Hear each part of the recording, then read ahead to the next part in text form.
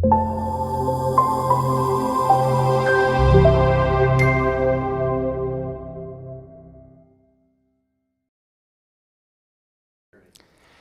my name's Scott Rubin, and I am the junior high ministry pastor at a church called Willow Creek, just outside Chicago. I work primarily with middle school students, and I'm psyched to be with you guys right now, but I think the things we're going to talk about in the next few minutes are not simply particular to middle school students. I think it works for students of all ages. And before I jump in, I just want to say this to you. What you are doing is hard. It's challenging. And I feel like that's part of the reason that not a lot of people do it, is because it is so difficult. But what we're going to talk about these next minutes, I think will help it be a little bit less difficult and hopefully a little bit more effective as well.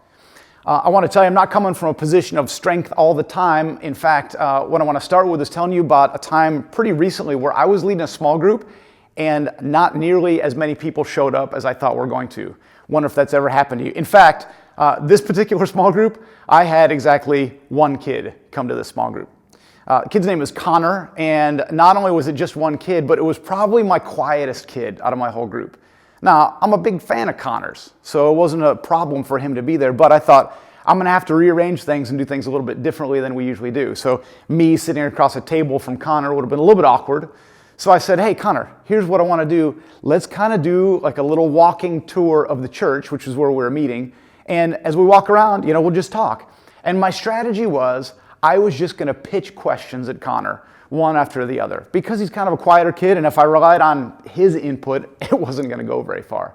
So we walked all the way around the church, and it wasn't like interrogation model, but it was just me and Connor having a conversation, and I'd pitch him questions about his family, or about school, or about his friends, and I felt like it was going pretty well.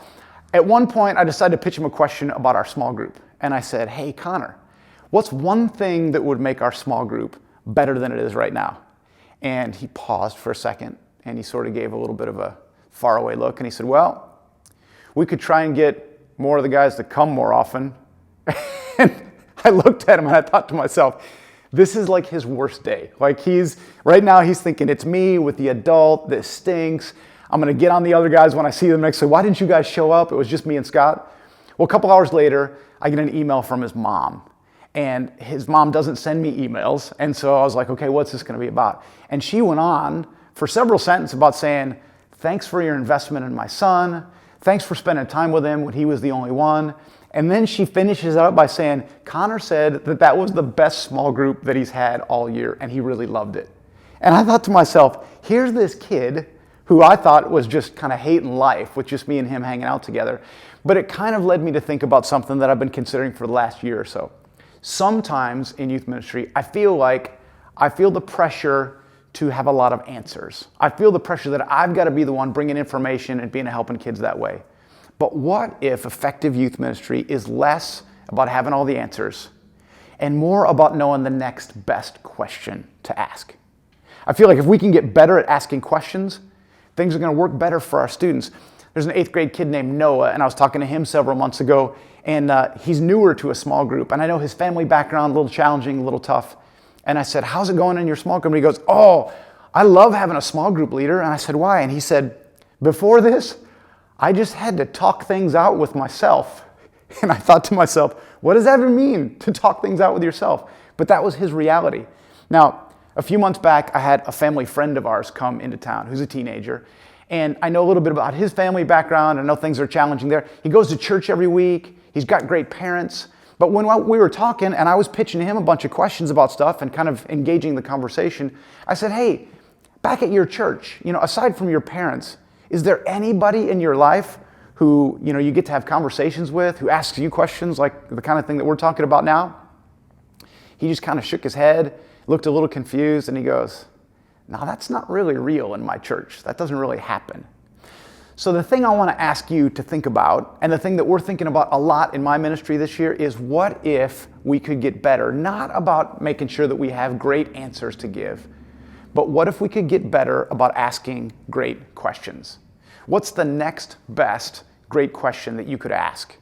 Now, I think there's different audiences that you can think about asking questions to. The first one is obviously the student.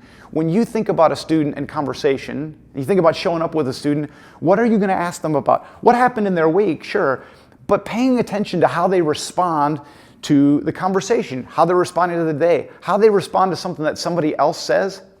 I try to get my mind always working, thinking, what's going to be my next best question? And it's really paid off in trying to figure out what's going on with students. Now, middle school students are a little different than high school students. I find that sometimes if you get good at this, a middle school student will just kind of show up and stand about 3 or 4 feet from you. Sometimes you're talking to somebody else and they'll just kind of stand next to you, and I'll look at them, I'll go, hey, do you need something? And they just kind of look at you like, no, I'm here. And I think what they're thinking is, you're the guy who asked me questions last week. And if you want to ask me some more questions, I'm more than willing to talk, but I don't really know how to start the conversation. So that's my first thought is, how can you get better at asking questions to students? But a couple more thoughts on questions, and I'll start with this one. What about if it's not just asking questions to students? What if we get better at asking questions to ourselves? Now, what I mean when I say that is, sometimes when things don't go well or when things don't hit my expectations, one of the best things that I can do is ask myself a question and say, why did I get so hooked by that? The day that Connor was the only one who showed up at small group, I left that day and I was feeling kind of down about, kind of ministry in general until I got that email. But it was an interesting time for me to ask myself the question, why am I feeling this way? Is my measurement of successful in small group that more than one kid shows up? What's going on in me that way? Sometimes kids will behave in ways that disappoint me, and I get down on that. And I just got to ask myself the question, what's going on with that? Good questions for myself. And then let me throw in one more. Sometimes I think we got to look and say, what are the questions that I've got to ask God about what I'm experiencing, about what I'm feeling? Sometimes when things go in a way that I didn't expect, I've just got to look and say, okay, God, what am I not catching? What am I not seeing that you want me to see? And I kind of turn that into prayers. And so it's not just questions for students, and it's not even just questions for myself, but sometimes it's me asking God for wisdom and saying, how do I do this better? What does it look like that way?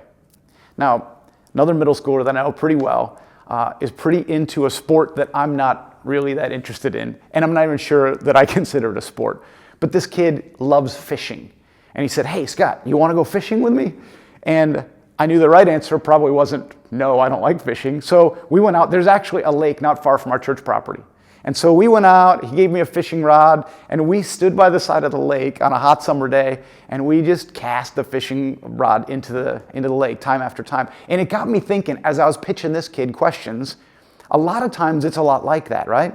Sometimes you ask a question, and it's like nothing. And sometimes on that day, when I kind of cast the line out into the water, it was just still as anything, and there was nothing going on. Other times, we'd cast it out, and the bobber, I don't know much about fishing, but the bobber would go up a little bit and you're getting a little nibble. And I was like, okay, there's something happening here. Maybe that's a hot zone. Maybe that's a place where I can ask another question. And sometimes you pitch it out and you actually get a bite. And something goes deeper than you thought that it was going to go. And all of a sudden you've got this opportunity to move forward with a student in ways that you hadn't anticipated before. It's happened to me, and a lot of times that has everything to do with understanding how to ask the right question. Now, I've been doing middle school ministry, student ministry for a long time, longer than I'd like to admit. So one of the advantages of that, though, is students who were once in middle school have now come back in their 20s, and they're leading small groups in the ministry that I'm in. And I was talking to a woman not that long ago. She's in her mid-20s, and I can remember her as this crazy, awkward little 7th grade girl. And I know that middle school was a challenge for her. And I said to her, what made you come back? What makes you understand great ways to be able to do this? And she said, listen, all I'm trying to do is I'm trying to be the adult that I needed when I was back in middle school. And I'll go back to the beginning where I started and just say, what we're trying to do here, it's difficult. It's difficult. But if you and I can think more about not just having the right answers, not just giving the right information for students and coming up with wisdom that we can bring out to middle schoolers or high schoolers, but what if we could dig for the right next questions? It's really changed my ministry in some pretty profound ways, and I feel like it's made me more effective. Thanks for doing what you're doing. Thanks for caring about students, and thanks for doing something that's really difficult and that a lot of people just won't try.